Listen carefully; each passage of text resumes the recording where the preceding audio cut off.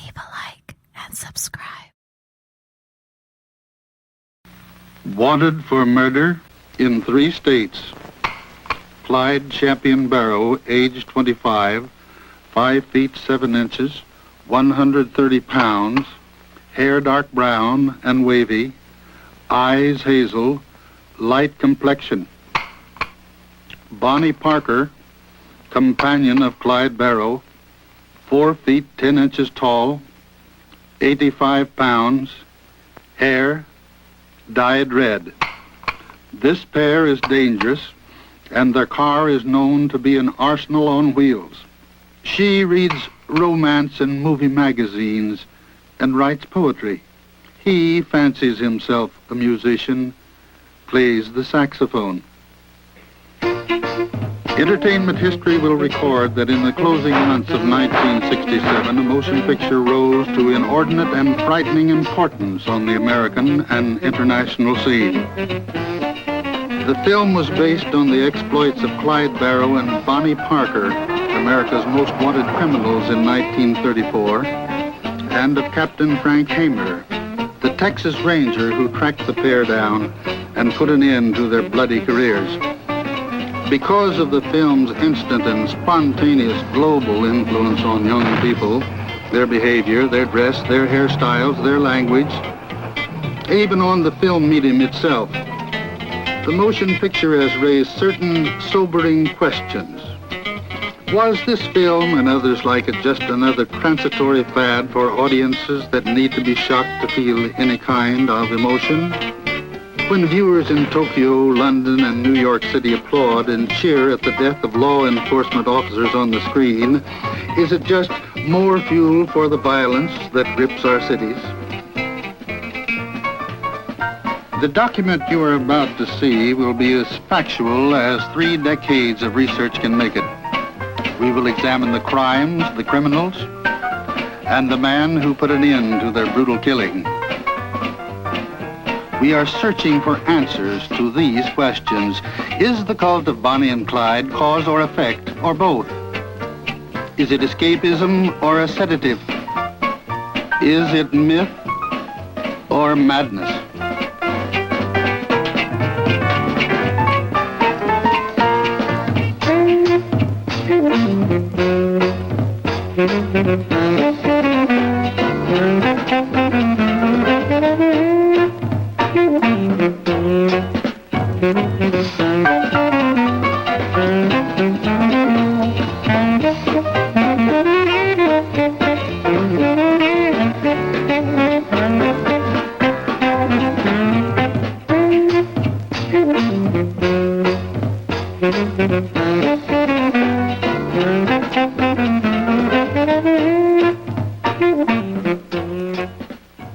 And I'm interested in Captain Frank Hamer.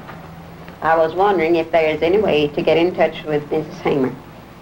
I saw the movie Bonnie and Clyde. I must admit it was very good acting.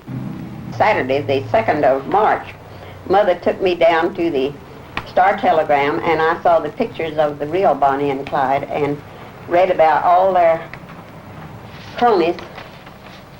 When I saw the movie and the part where Captain Hamer spit on Bonnie, I felt I hated him. But when I read about all the people they killed and in cold blood, I felt differently towards Captain Hamer. My friends think the captain was so cold-hearted to kill Bonnie and Clyde because they were so much in love. I tell you, if Captain Hamer were alive, I would congratulate him on his actions. And since he is not, I must congratulate his wife instead. Clyde Barrow was an absolute paranoid, and Bonnie Parker, if anything, was worse. They reveled in their killing. Clyde would, some of our interviews showed, if he saw someone walking down the street that even with his back turned that looked suspicious, he'd grab for his gun and say, "That man's after me."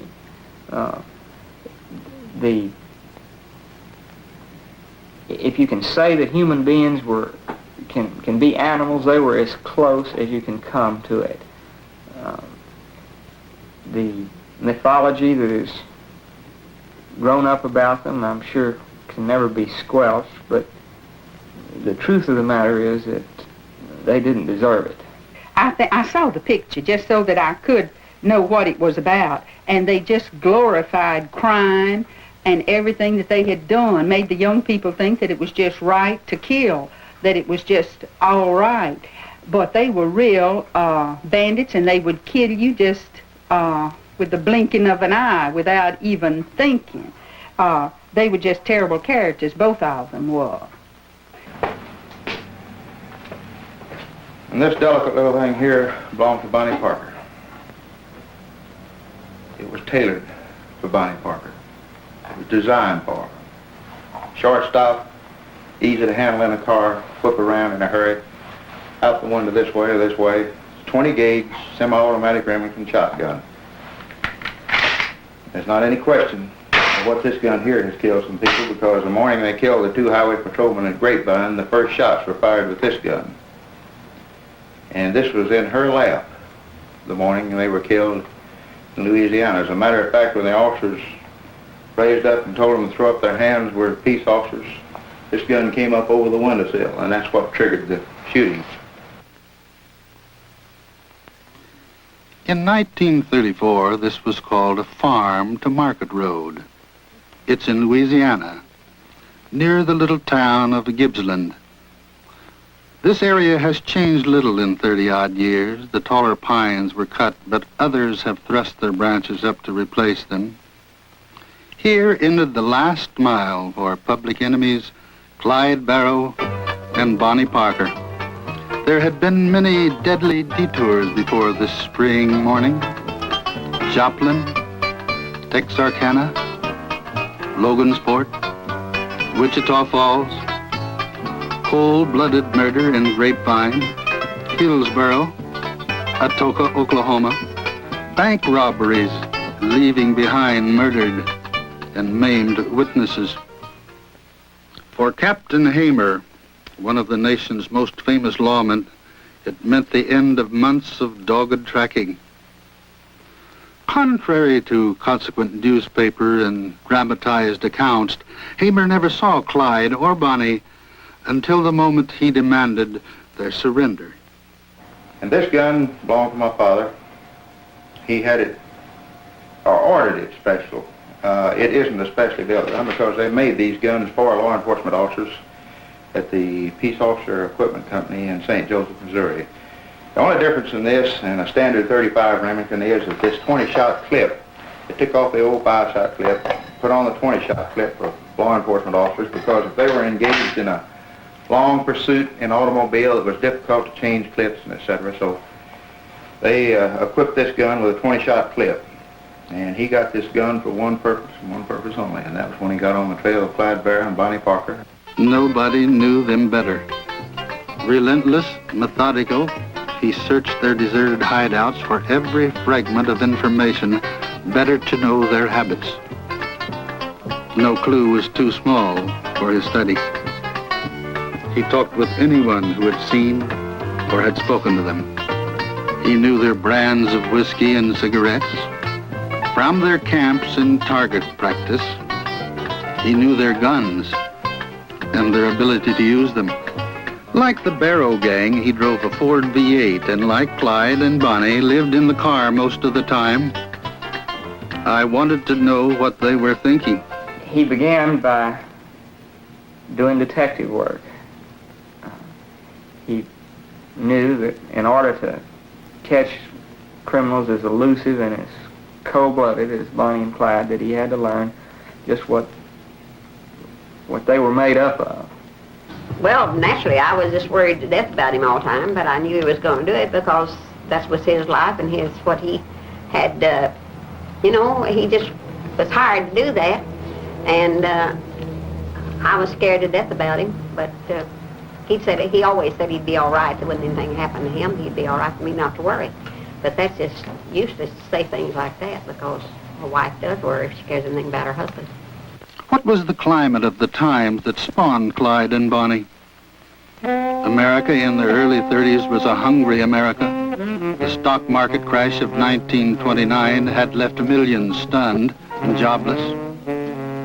Prolonged drought worked its havoc, and in an attempt to produce more grain for bread, the plows that broke the plain left a bowl of dust hundreds of miles wide.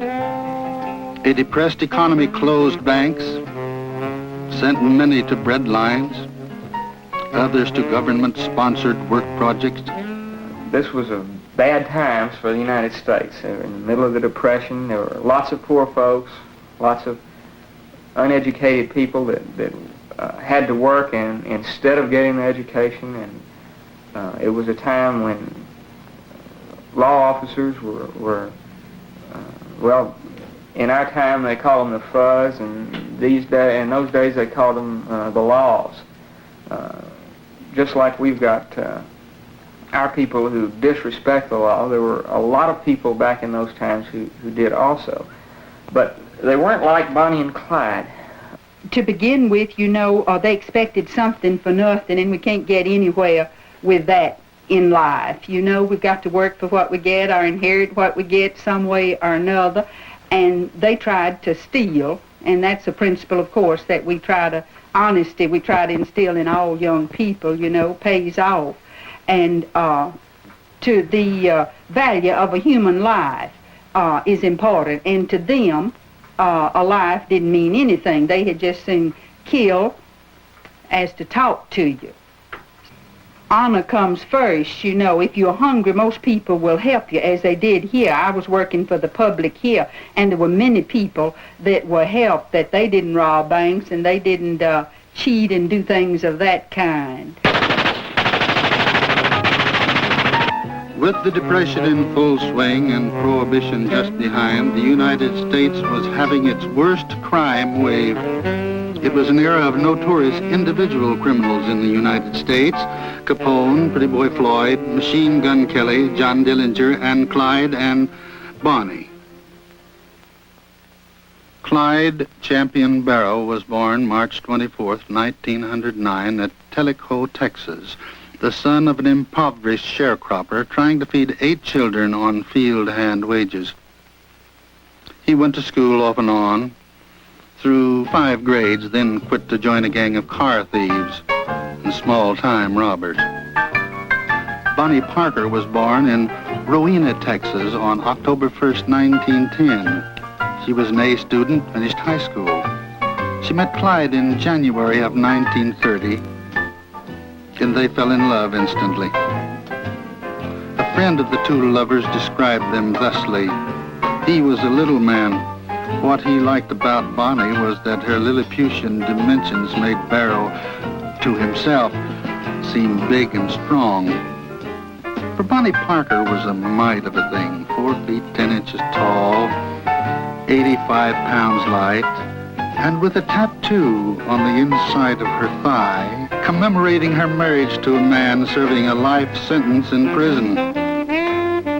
She had a hard, angular little face and looked older than her years. She read magazines of romantic confessions, painted her toenails pink, and upset color-conscious people by trying to match her dyed red hair with red hats, dresses, and shoes. It was said she had a loud mouth, unquote. A month after meeting Bonnie, Clyde was jailed for one of his numerous petty crimes, and 1 month after that, Bonnie smuggled a pistol into his cell so that he was able to break out of jail. He was captured a few days later and sent to the Texas State Penitentiary in Huntsville. Clyde stayed in prison for nearly 2 years. The hard labor of the field gang that left the walls daily to toil in the river bottoms didn't set well with the frustrated Clyde. In a moment of despondency, he asked another convict to chop off 2 of his toes with an axe so that he would be taken within the walls and released from drudgery in the fields. Then, irony of ironies, this revolting incident had just occurred when Clyde's pardon was obtained February 2nd, 1932. He returned to Bonnie on crutches. This date is significant, for now the violent deeds of Clyde Barrow and Bonnie Parker escalated at a furious pace, from robbing grocery stores, filling stations, and the small banks to wanton and sadistic murder. Clyde's first nationally publicized crime was committed without Bonnie. Bonnie was in jail in Kaufman, Texas, having been caught in a robbery, while Clyde had managed to get away. However, there was a female with Clyde that spring evening. Now this'll be easy money. You stay in the car and cover me.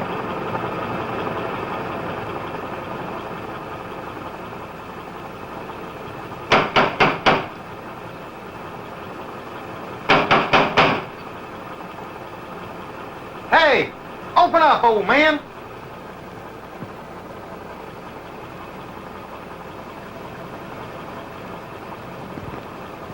The caller persuaded the elderly grocer to come downstairs and open his front door.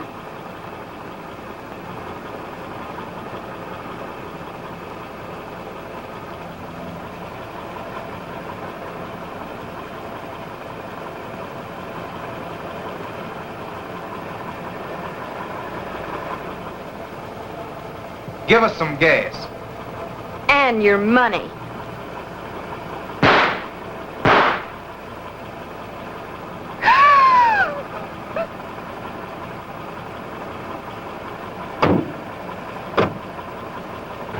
Mrs. Boucher fainted at the death of her husband, and when she revived, the widow identified Clyde Barrow's picture. August 5th, 1932, Atoka, Oklahoma.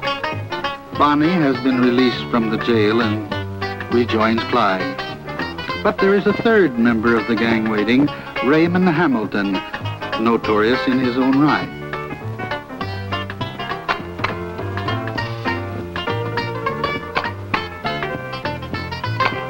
Hamilton was one of a succession of men who would, for a time, be a friend to both Bonnie and Clyde, completing the strange and interpersonal triangle called the Barrow Gang. The odd threesome argued constantly, and at a dance in Atoka, Oklahoma, the sheriff and his deputy interrupted one of their quarrels and paid with their lives for their interference. Shortly after this incident, Raymond Hamilton is caught and goes to jail. To escape capture, Clyde and Bonnie travel north and rent a small stone bungalow in South Joplin, Missouri. Here they are joined by Clyde's brother Buck and his wife Blanche. Buck has only recently been released from prison, and as Blanche was to later claim, they had come to Joplin to try and persuade Clyde and Bonnie to settle down. But an all too familiar pattern was to repeat itself. With Clyde Barrow at the wheel, as usual, a fast and good driver, the bandits' car sped down the road toward the wilds of Oklahoma. With their usual good luck, Bonnie and Clyde, Buck and Blanche, had gotten away, leaving death and sorrow behind them. The place was searched. A newspaperman found and developed a roll of film. The pictures, because of their sensational poses, were published throughout the nation, and thousands of copies were circulated and helped greatly in identifying Clyde and Bonnie. Bonnie was labeled as Clyde's cigar-smoking Moll. The madness continued July 1933. Clyde and Bonnie, Buck and his wife Blanche, are holed up in a motel in Platte City, Missouri. They arouse suspicion, and police surround the motel.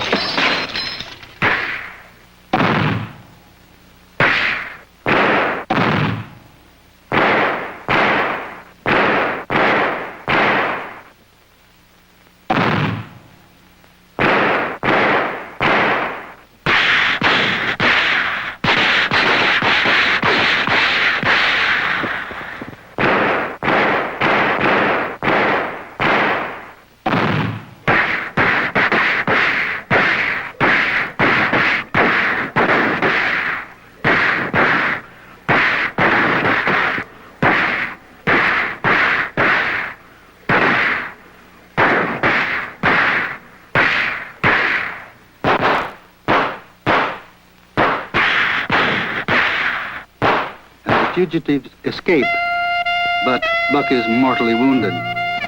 Several days later, police catch up with him and capture Buck and Blanche. In this remarkable photograph, Buck is dying while his wife, painfully aware that this is the end, is restrained by peace officers.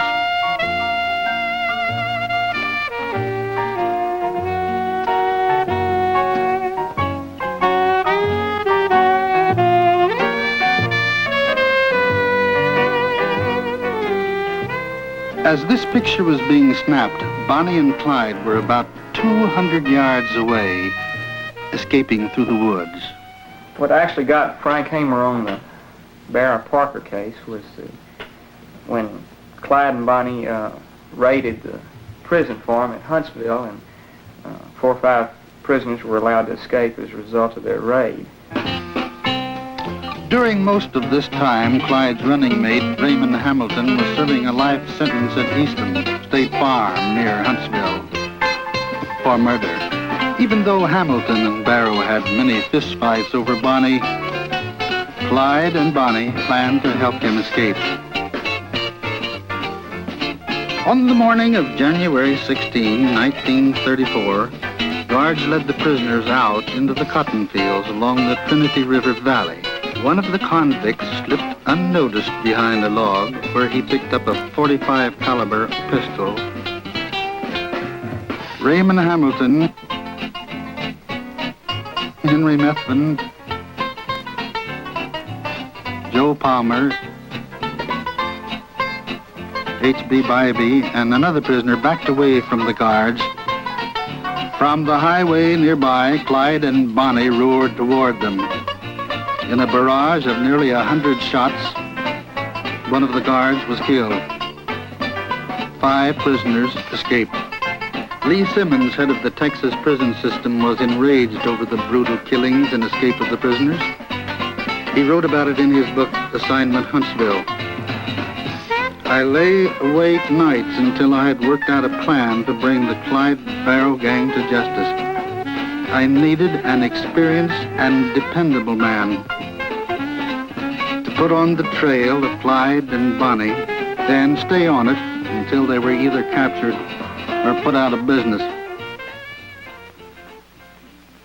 My decision was for Frank Hamer. If all the criminals in Texas in 1934 were asked to name the man they would most dread to have on their trail, they would all have named Captain Frank Hamer. There was not an outlaw of the period that did not fear and respect him. It got to where in the 1915 to 1925 era that when there was a riot or trouble, all he had to do was just walk up to the trouble and introduce himself. I'm Frank Hamer. And that was generally the end of the riot and the end of the trouble. Frank Hamer was born March 17, 1884. Although there were many successive homes during his childhood, the longest and fondest tenure was in Oxford, Texas, near the Llano River, working as a cowboy and in his own blacksmith shop. And it was here, he said in later years, I got my Oxford education.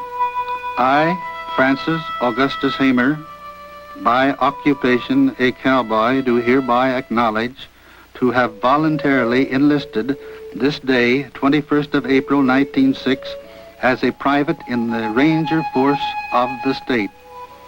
If Hamer's beginnings with the force in this barren, sun-drenched town were inauspicious, the peace and quiet were short-lived.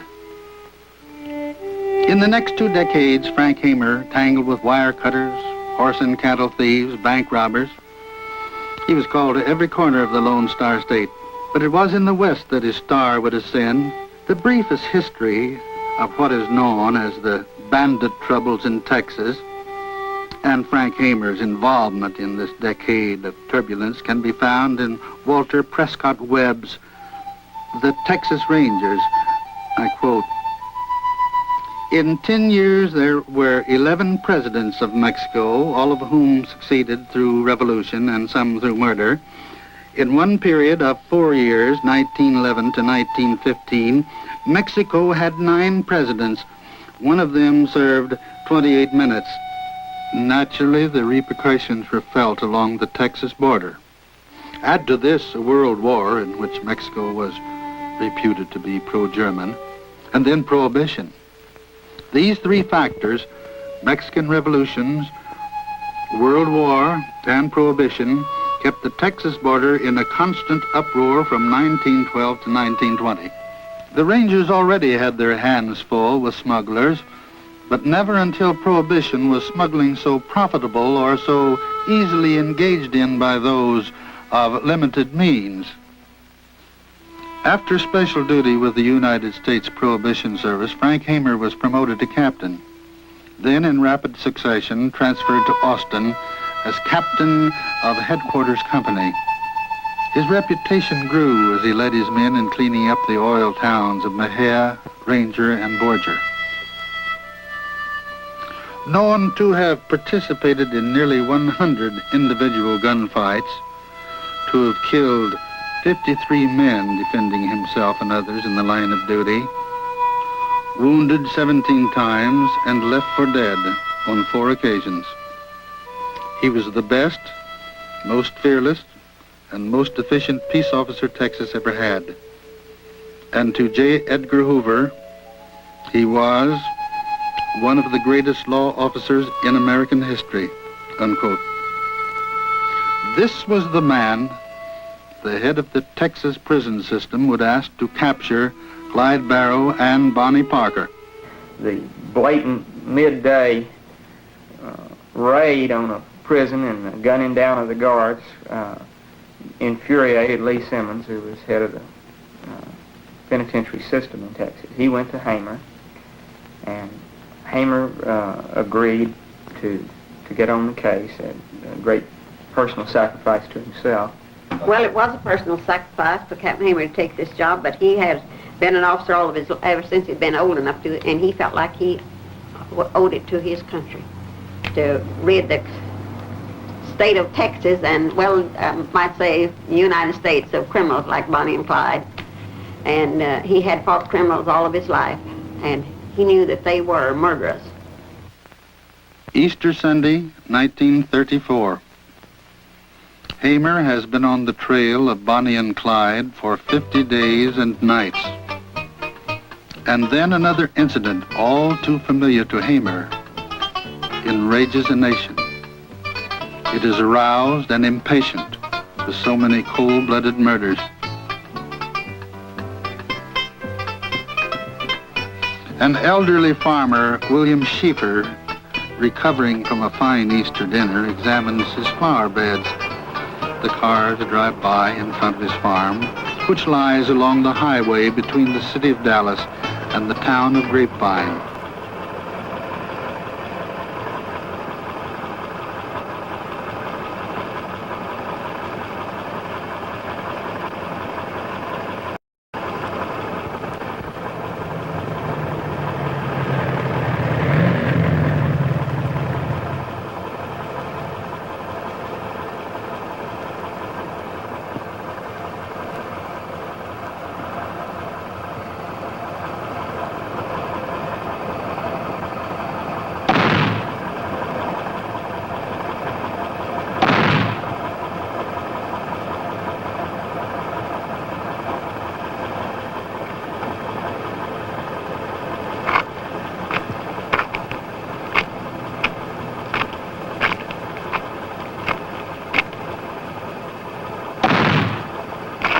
Look, his head bounced like a rubber ball.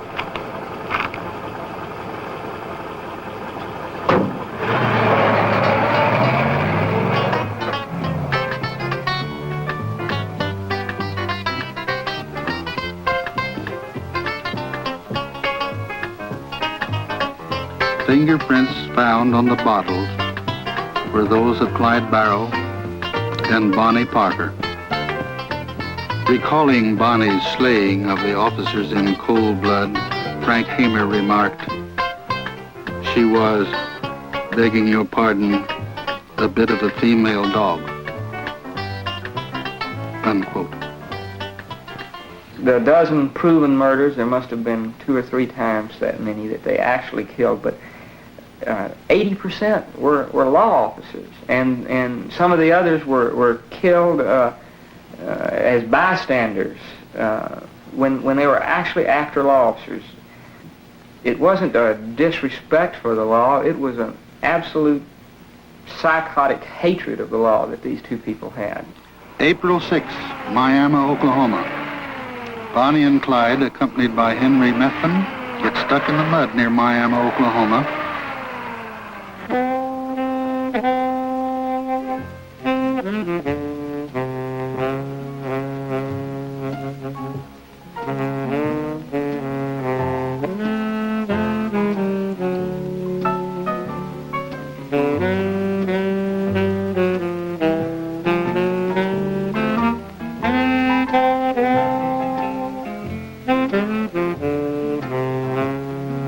Cal Campbell, a constable, and Deputy Boyd stopped to assist them.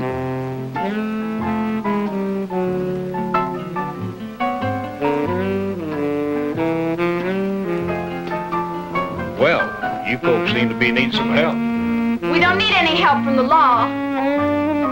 Go!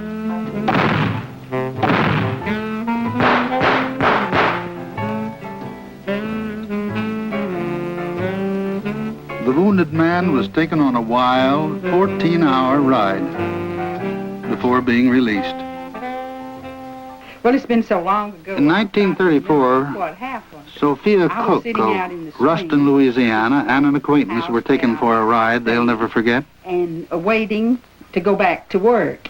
And then in a few minutes, Mr. Darby, a man who was boarding there, came out to the front and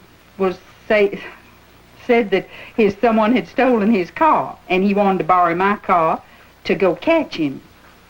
We followed him, and finally we decided that we had to get back to Ruston and go to work. So we turned around, and just as we were fixing to come back to Ruston, this car came going very fast and flagged us, and this man got out, who later proved to be Clyde Barrow, grabbed Mr. Darby by the arm, and he had a pistol. When Clyde got out of the car, he had a pistol in his hand, and he came over to Mr. Darby and hit him at the back of his head, and just he almost was out completely. And then Bonnie grabbed me, and I just kept sitting in the car, and finally Mr. Darby said, Miss Stone, you better get out of the car. You better get out. Kept telling me that, and so finally it dawned on me that I had better get out of the car. So I got out, and they piled us all in their car, on the front seat. She wanted to know if Mr. Darby was my husband, and I told her emphatically no, that we were just friends. And she said, well, get in his lap. All 4 of you get on the front seat. Of course, we were just really frightened to death, both of us. I'm sure he was. I know that I was, because she had a pistol in her hand and kept it in my side the whole time that we were with them. And she wanted to know what business that we were in, what I did, and I told her that I was home demonstration agent and that I had been preserving some food over at the high school. And she said, oh, how hungry I am. I wish that I had some of that. And I laughingly told her she'd just take me back to Ruston. I'd give her all the food that she wanted. And though when we first got in the car, the conversation wasn't too friendly. Of course, I was begging to save our life, and I really believe that that is what saved our life, because she said later on in the day that if they hadn't taken a liking to us, that they would have killed us. And when we first got in, they were so mad because we were so close to their stolen car, and they had intended to rob the Ruston State Bank that day, and that was going to be the getaway car. So we upset their plans, and she said that they were going to kill us both, and said that they were going to tie us, since we weren't man and wife, they were going to tie me to one tree and tie him to another tree, and that they would blow my brains out, and Clyde would blow Mr. Darby's brains out, that they were just going to get rid of us right away, because anybody ought to have had better sense than to follow a car like that. I think one of the things that might be interesting was that when she asked Mr. Darby what he did, he told her that he was an undertaker. And Bonnie laughingly said, well, we know one of these days that we'll get it. And said, but we'll have one last request, and we'll request that you embalm our body. She said, now won't you get a big kick out of that? And she gave a ha ha ha. And later, as it happened, we both were over there to identify the bodies, and I don't know that Mr. Darby really helped with the embalming, but he was there. He had his finger in the pie enough to know that he was there anyway. Now, in Kodak snapshots left in the hideouts or sent to the papers by the show-off bandits themselves, Bonnie is seen more and more being lifted or carried by Clyde. He would carry her to the car from their coffee stops along the highways. Bonnie, her stamina drained from running, turned to whiskey for strength to go on. From letters to relatives, we learned they knew the end was near. Clyde vowed he would never be taken alive. There are many conflicting versions of the last hours of Clyde Barrow and Bonnie Parker. We tell it now in the words of the one man to tell it the way it was, Captain Frank Hamer. The trail always led back to Louisiana. Barrow was hot in Texas and Missouri. He had killed no one in Louisiana. I had valuable sources of information, which every successful officer must have. All criminals who work in groups must have some way of communicating with one another when they get separated. I learned that Clyde had his post office on a side road about 8 miles from Gippsland, Louisiana. The point selected was on a small hill from which Bonnie, in the car, would command a view of the road while Clyde went into the piney woods for his mail. As the net closed, I requested a companion, a friend, who'd served with me for many years. So, by the night of May 22, we had good reason to believe that Clyde and Bonnie would visit their mailbox within a short time. I had made contact with Sheriff Henderson Jordan and his deputy Oakley in Bienville Parish, Louisiana. Bob Alcorn and Ted Hinton from the Sheriff's Department of Dallas were members of a party that would take Barrow and the woman. About midnight, we drove out of Gippsland, hid our cars in the piney woods, and made arrangements to finally capture the bandits. We constructed a blind from pine branches within about 25 feet of the point where the car would stop. The men were spaced at intervals of about 10 feet parallel to the road. We were to take Barrow and the woman alive if we could. With everything ready, we had nothing to do but wait about 7 hours without breakfast or coffee. Waiting is the hardest thing an officer has to do. He told his men that morning when they were out there in the woods awaiting that they would be back in a little while if everything went right. And he said, now if any of you men, said there might be some of us that'll bite the dust, but said if any of you men want to back out, now's the time to do it. And I'll think nothing about it. Said, I won't think less of you. That's what he said. And said he knew that Manny Galt wouldn't back out. He knew that Manny would stay by him through thick and thin, you know. But he wanted to give them all a chance, and said every one of them to the man stayed, so they wouldn't think about leaving. As daylight came, a few cars passed, and occasionally a logger's truck. It was about 10 minutes after 9 when we heard a humming through the pines that was different from that made by the other motors.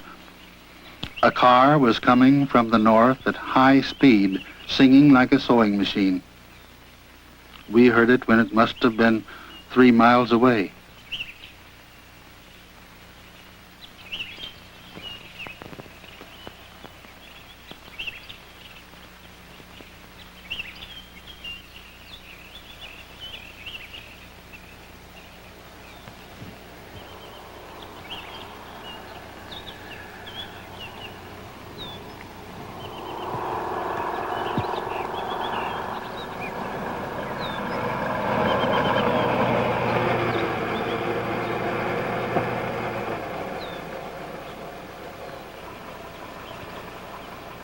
brought the car to a standstill, he pressed the clutch and slipped into low gear with the engine still idling. And just as we had figured, both he and the woman peered with all their attention toward the stump. I stepped from the bushes and commanded Barrett to surrender. Instead of obeying the order as I had hoped and prayed, they grabbed for their weapons, and all hope for a capture alive perished.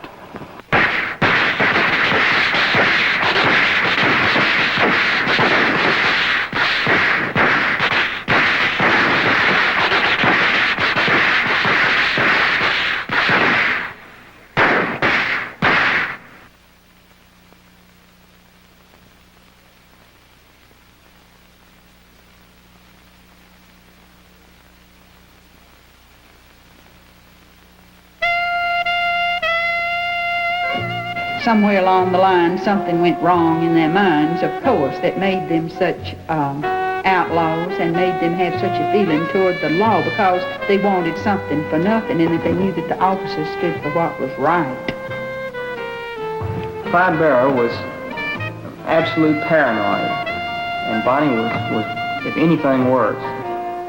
But she told me if I dared move, or if I got out of that car, she'd shoot me in the back and kill me, and for me to stay put. But when I read about all the people they killed and in cold blood, I felt different towards Captain Hamer. But that shows his hate just immediately. It didn't matter whether they were after us or what, that they were just officers of the law standing for what was right, and that they were going to just mow them down regardless whether they had done anything or not. Now, those officers weren't doing a thing but doing the duty and looking for us, but they were going to kill them if they had turned around. They were going to just shoot them. He said, we're not going to wait for anything if they come back. We're just going to kill the officers, and that showed their thinking. It was so warped.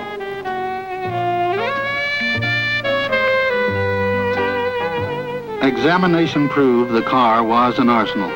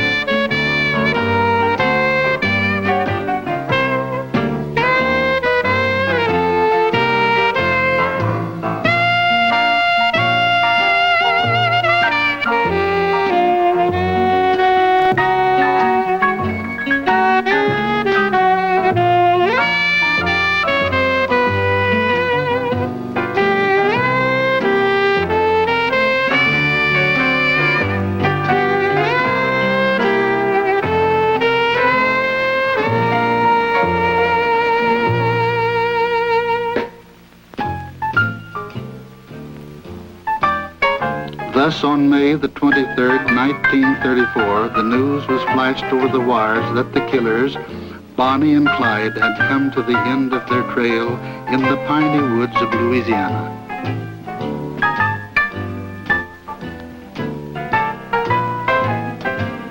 A wrecker came and towed the bullet-ridden vehicle to Arcadia, where thousands came to view the death car.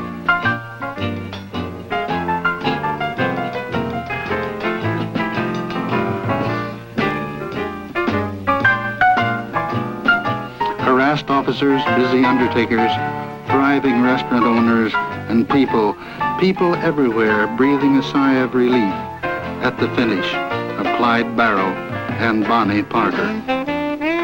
Coroner J.L. Wade asked Frank Hamer if he was quite sure that the slain couple was Barrow and Parker.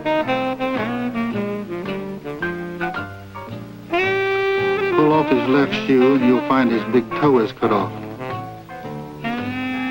He has a tattoo with the initials EBW on his left arm, and on the right arm is a figure of a girl and the name Grace tattooed there.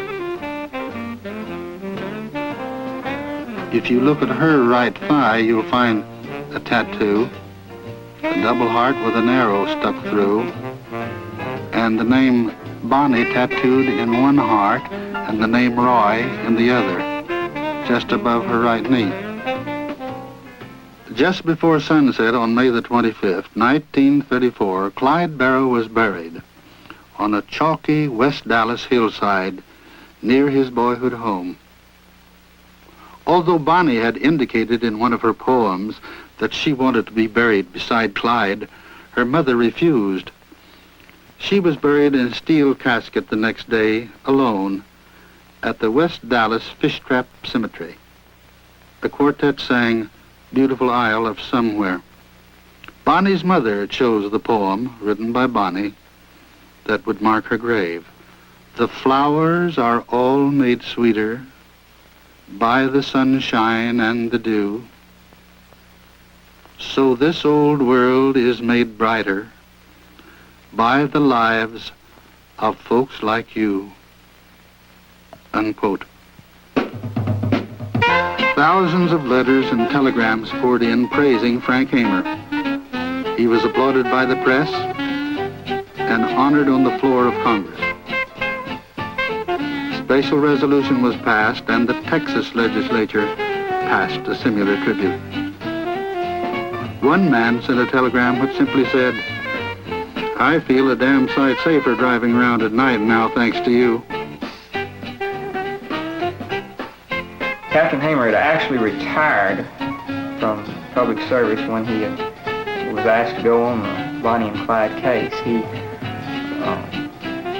first became a ranger in 1906. He was, even at the time of 1915 to 1925, people considered him the greatest Texas Ranger that had ever lived. J. Edgar Hoover later said he was one of the greatest lawmen in American history. Walter Webb said he was the most fearless man in the American West. There are letters from 5 or 6 Texas governors that call him the greatest law enforcement officer that Texas and the Southwest has ever known. And there was another kind of letter. Although the stolen guns and ammunition from the car were awarded to Hamer by the authorities, both families tried to get the weapons back since they could now be sold for a great deal of money to collectors. I am writing you again as we have never got no answer from the other letter we wrote you. We have been told here by Sheriff Smoot Schmidt that you have in your possession some guns that were in the car at the time you and other officers killed my boy Clyde. And this gun is a Browning automatic rifle, BAR.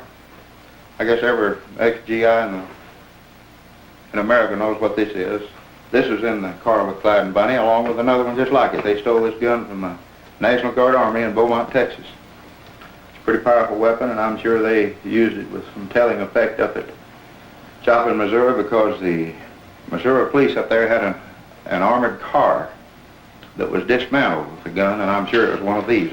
No one has ever seen a picture, found a record, or any officer who survived a gunfight with them has ever testified they had a Thompson or the so-called Tommy gun or submachine gun. They never had one. But they did have these weapons here, which can be fired full automatic. But I think the sergeant of the Missouri State Patrol by the name of Kaler said that he was standing behind a pecan tree quite large. He told my father when he was on the case, and said, I thought I was pretty safe. But he said, that little red-headed woman filled my face full of splinters on the other side of that tree with one of those guns, and I'm sure that's what she was using.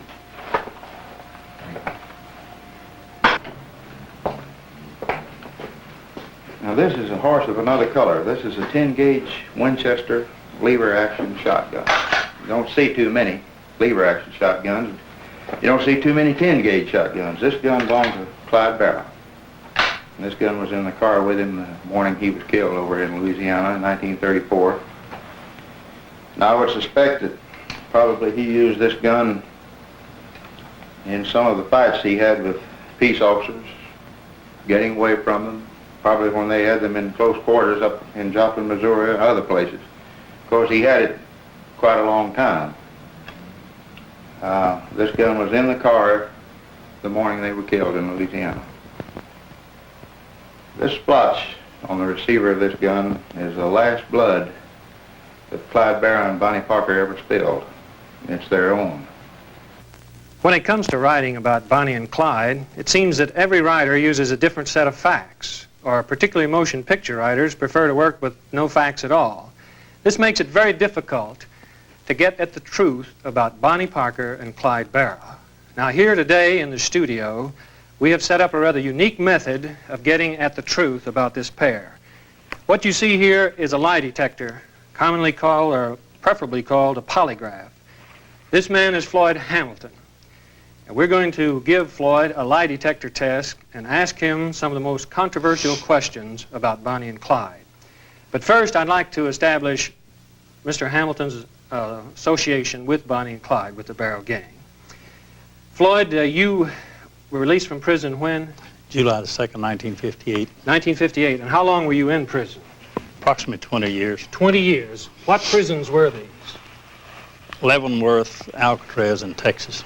How many years did you spend in Alcatraz? 12 years and about 70, 80 days. And what was this for? Bank robbery and transporting stolen cars across state line. What state lines were involved? Well, several state lines. See, they're all cases were transferred to Fort Smith, Arkansas, and there where I was tried. Mm-hmm. So in 1938 you went to prison, and at that time, prior to that time, you were the #1 most wanted criminal in the United States. Is that true? So I was classified by the federal FBI as public enemy #1. It's true that you were also the brother of Raymond Hamilton, is Yes, that right? That's right. What happened to Raymond? Raymond was executed by the state in 1935. 1935? Yes. And what was this for? On escape, when Clyde and Bonnie liberated from East Ham prison, an officer was killed. An officer was killed? Yes. And Raymond was tried for this? He wasn't tried for the murder. He was tried for being a principal in the planning of the break. And he was found guilty and Yes. executed. Now, Raymond was often, or several times during his career, was a member of the Barrow Gang. Is that right? Yes. In fact, when he was a youngster, he was a friend of Clyde Barrow's. Is Yes. that right, a teenager? And I believe you said you knew Bonnie when she was still in grade school. Yes. When was that? Well, I moved to Dallas in 1920, and I went to school, Cement City School, where she attended, and during the part of 1921 and 22. This was before you quit school. Yes. And you lived in what was then called West Dallas, is that right? Well, it wasn't part of the city then, it was county, but it's what is called West Dallas now. Part of town. Describe West Dallas to me. Well, it's more or less a poor district, slum district. And this was during the Depression, is Yes, that right? and during that time there was approximately 5,000 people lived out there, but now I think it's about 30 or 40. And this was the home of both Bonnie Parker and Clyde Barrow. Yes.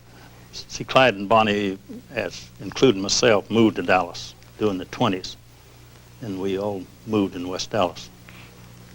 Now, when did you know that your brother Raymond and Clyde were engaged in criminal activities? In 1932. In 1932. Clyde had already been in prison prior to that time. Yes, he was on well, I suppose he served 2 years in prison on a 14-year sentence. So he had approximately 12-year parole. You saw your brother and Clyde and Bonnie quite often, is that right? Yes. And during 1932 to 1934, when Clyde and Bonnie were desperados, you had contact with them. Yes. Continuously. Very often. Not continuously, but continually. Sometime there'd be a week or two or a month between meets. Where would you meet them? On country roads surrounding Dallas. What was your purpose in meeting them there? Well, mostly to take Miss Parker, Miss Barrow, and my mother out to meet them, to visit with them. Did you take them food or money? Or? Oh, yes. I took them food and also drained gasoline out of my car and put in their tank. You mean Clyde was not a very successful bank robber or robber? No, I wouldn't say he was. They were often without money? Yes. Now tell us about Bonnie. Was she an integral part of the gang? Well, she was a continuous part of it because Clyde and Bonnie and Ray all begin their crime career together. Were Clyde and Bonnie sweethearts? Yes. They were. Did she participate in the robberies and the killings? Only by being present. She, as far as you know, did she ever kill anyone? No. She did not? No.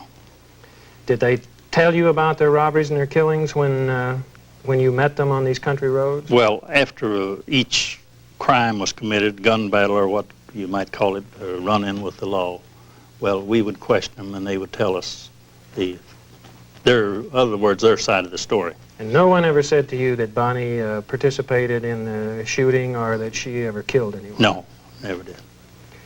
All right, now, there was rather a tragic automobile wreck in which Bonnie was severely injured. Could you tell us about that? Well, I can give you their version of it. All right.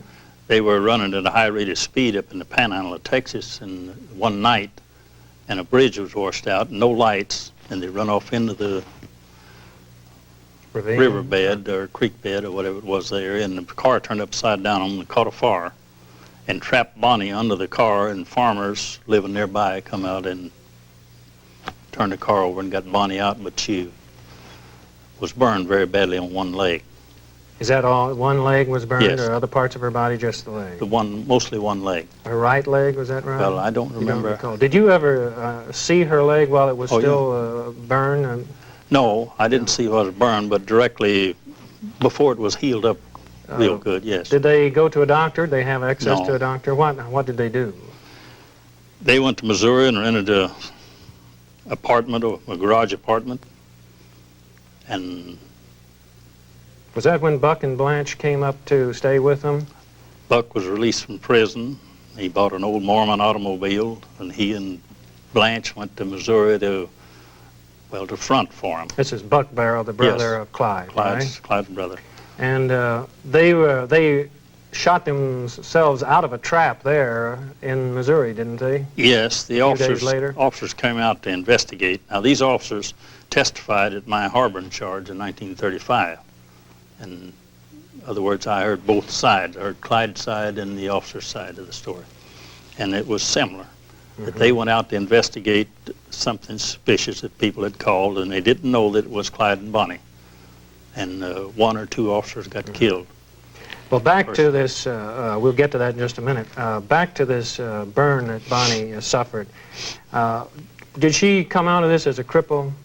Yes, her leg would never straighten out. And why was this? On account of, because she laid up behind, most of the time she laid up behind the back seat on the back coupe. seat? Yes. Or the front seat? Well, the front only seat, of the only coupe. seat, it was a coupe.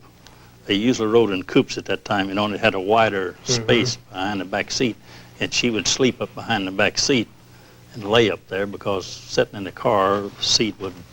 But her leg actually was drawn, and It healed she crooked. limped very badly, Yes. which made it hard for her to move around. Did Clyde have to help her in and out of buildings or in and out of the car as a result of that? That's right.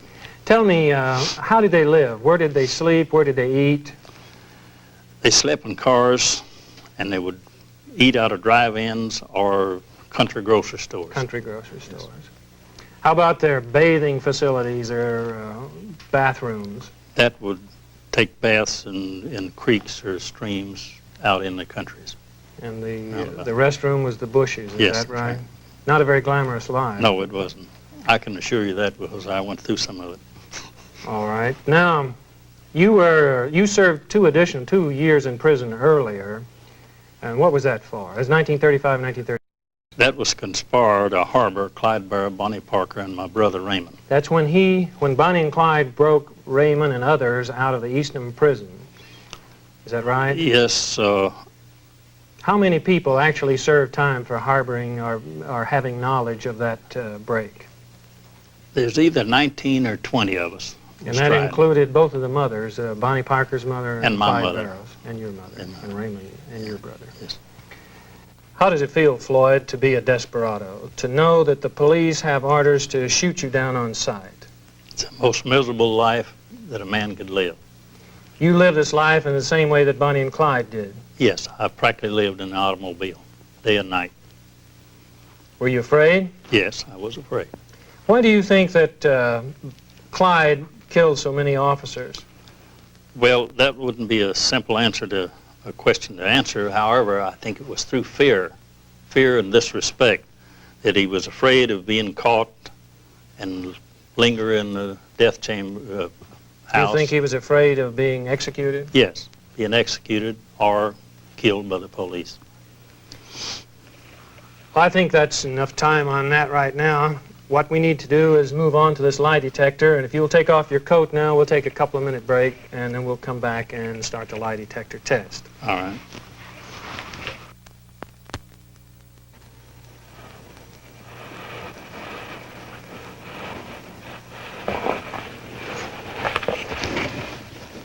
It's okay, just leave.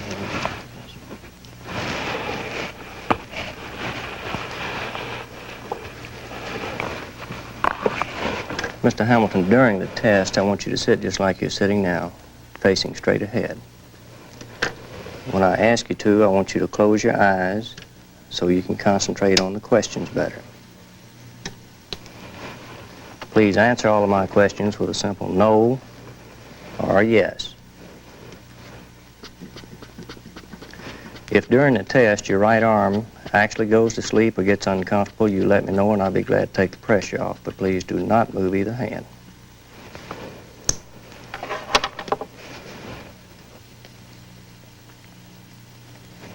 Close your eyes, please.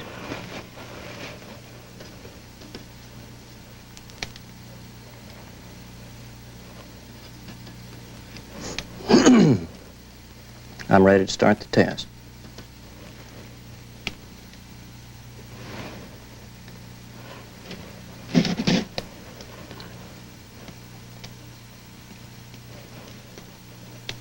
Is your last name Hamilton? Yes.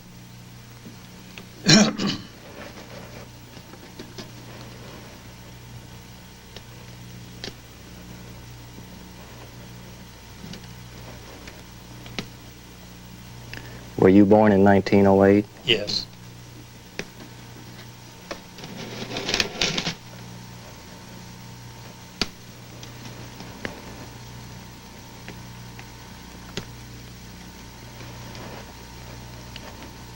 Were you ever in school with Bonnie Parker? Yes.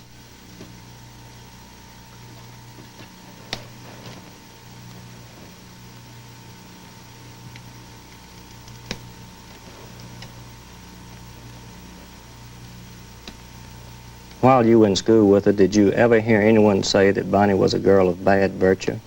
No.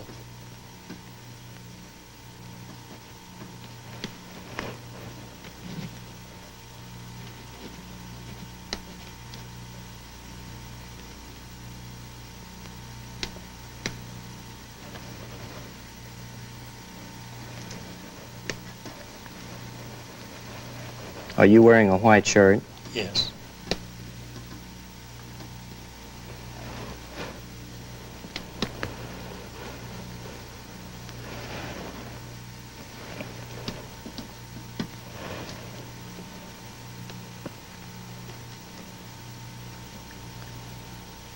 Did you see Bonnie and Clyde almost once a month between 1932 and 1934? Yes.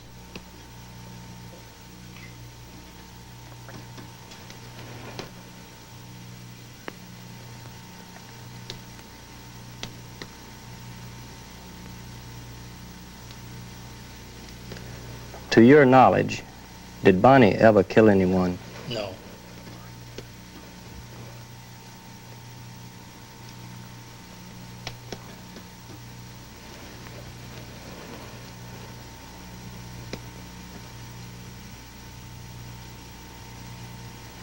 Have you eaten today? Yes.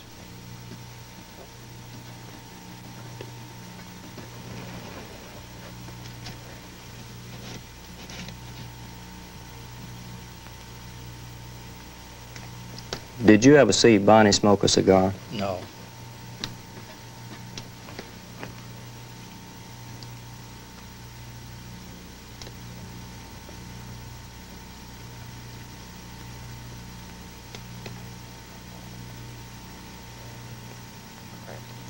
To your knowledge, was Clyde Barra a homosexual? No.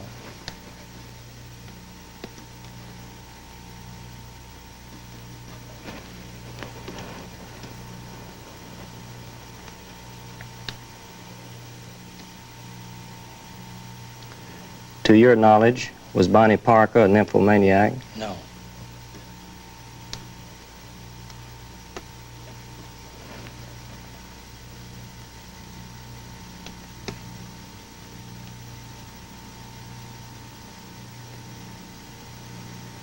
Have you answered every one of my questions with the truth?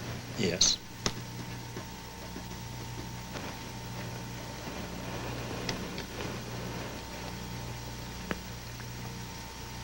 This chart is over with, but I want you to sit just as you are until I tell you so.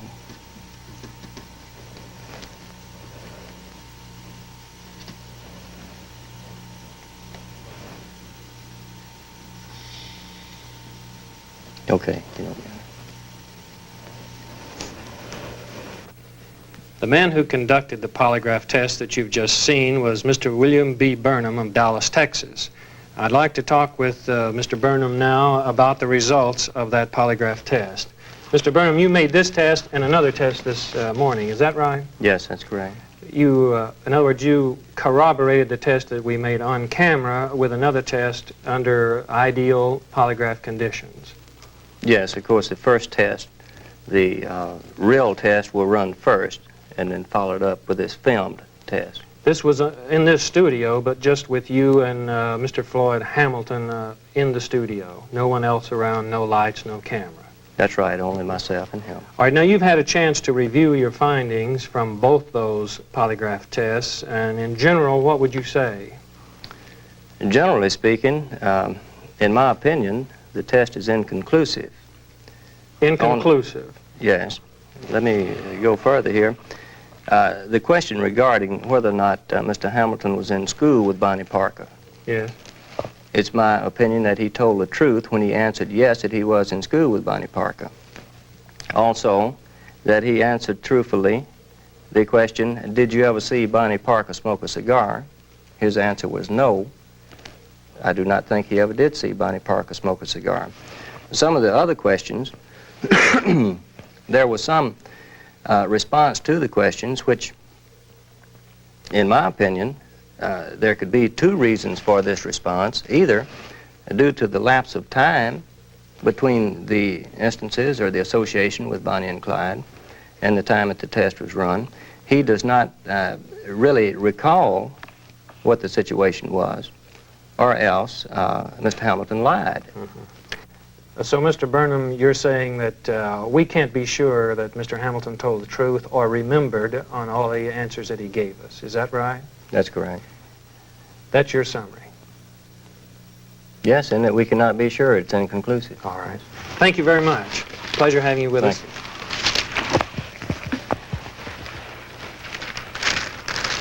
The Texas Rangers have discharged their duties with honor through more than a century of frontier defense and contemporary crime fighting. Yet from time to time, there are those who would dissolve this law enforcement body. Any such proposals would have been very unpopular following Frank Hamer's service to his country. And if the film you have just seen has given you a new awareness and appreciation of law enforcement, then Frank Hamer would have been pleased that you saw it. End of the line. The story of Bonnie and Clyde. You've read the story of Jesse James, of how he lived and died. If you're still in need of something to read, here's the story of Bonnie and Clyde. Now, Bonnie and Clyde are the Barrow Gang. I'm sure you all have read. How they rob and steal, and those who squeal are usually found dying or dead. There's lots of untruths to these write-ups. They're not as ruthless as that. Their nature is raw. They hate all the law, the stool pigeons, spotters, and rats. They call them cold-blooded killers. They say they are heartless and mean. But I say this with pride that I once knew Clyde when he was honest and upright and clean. But the law fooled around, kept taking him down and locking him up in a cell, till he said to me, I'll never be free, so I'll meet a few of them in hell. The road was so dimly lighted, there were no highway signs to guide, but they made up their minds if all roads were blind, they wouldn't give up till they died. The road gets dimmer and dimmer, sometimes you can hardly see. But it's fight man to man and do all you can, for they know they can never be free. From heartbreak, some people have suffered. From weariness, some people have died. But take it all in all, our troubles are small till we get like Bonnie and Clyde. If a policeman is killed in Dallas, and they have no clue or guide, if they can't find a fiend, they just wipe their slate clean, and they hang it on Bonnie and Clyde. There's 2 crimes committed in America, accredited to the Barrow mob. They had no hand in the kidnap demand, nor the Kansas City depot job. A newsboy once said to his buddy, "I wish old Clyde would get jumped. These awful hard times, we'd make a few dimes if 5 or 6 cops would get bumped." The police haven't gotten the report yet, but Clyde called me up today. He said, "Don't start any fights. We aren't working nights. We're joining the NRA." From Irving to West Dallas, Viaduct is known as the Great Divide, where the women are kin and the men are men, and they won't stool on Bonnie and Clyde. If they act like citizens and rent a nice little flat, about the 3rd night they're invited to fight by a subgun's rat-tat-tat. They don't think they're too smart or desperate. They know the law always wins. They've been shot at before, but they do not ignore that the death is wages of sin. Someday they'll go down together. They'll bury them side by side. To few it will be grief, to the law a relief, but it's death for Bonnie and Clyde.